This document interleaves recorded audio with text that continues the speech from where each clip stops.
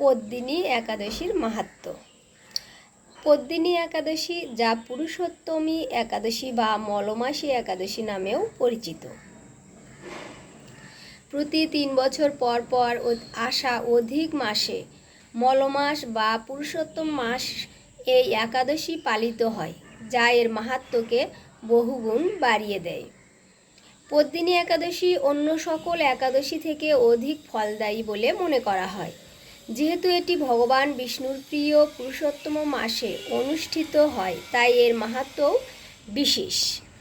এই ব্রতনিষ্ঠার সাথে পালন করলে সকল প্রকার পাপ থেকে মুক্তি লাভ করা যায়। পদ্মিনী একাদশী ব্রত পালনকারীর সকল মনস্কামনা, বিশেষ করে পুত্র লাভের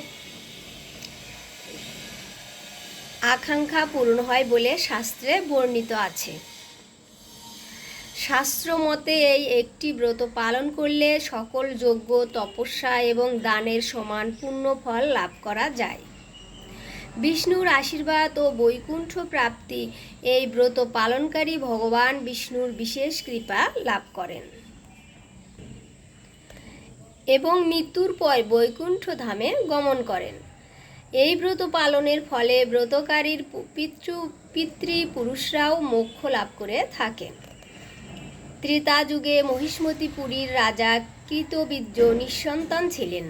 তার হাজার স্ত্রী থাকা সত্ত্বেও তিনি পুত্র সুখ থেকে বঞ্চিত ছিলেন। সন্তান লাভের সকল প্রচেষ্টা ব্যর্থ হলে তিনি তার প্রিয়তমা স্ত্রী পদ্মিনীকে নিয়ে গন্ধমাদন পর্বতে কঠোর তপস্যা শুরু করেন। হাজার হাজার বছর তপস্যার পরেও যখন ফল মিলল না, তখন রানী পদ্মিনী দেবী অনুসূয়ার শরণাপন্ন হন।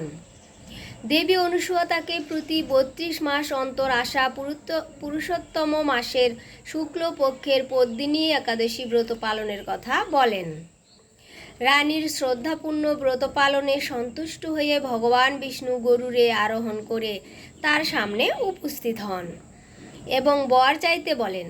রানী পদ্মিনী নিজের জন্য কিছু না চেয়ে তার স্বামীর জন্য এমন এক পুত্র সন্তান প্রার্থনা করেন, যিনি সর্বগুণ সম্পন্ন এবং ত্রিভুবনে সম্মানীয় হবেন।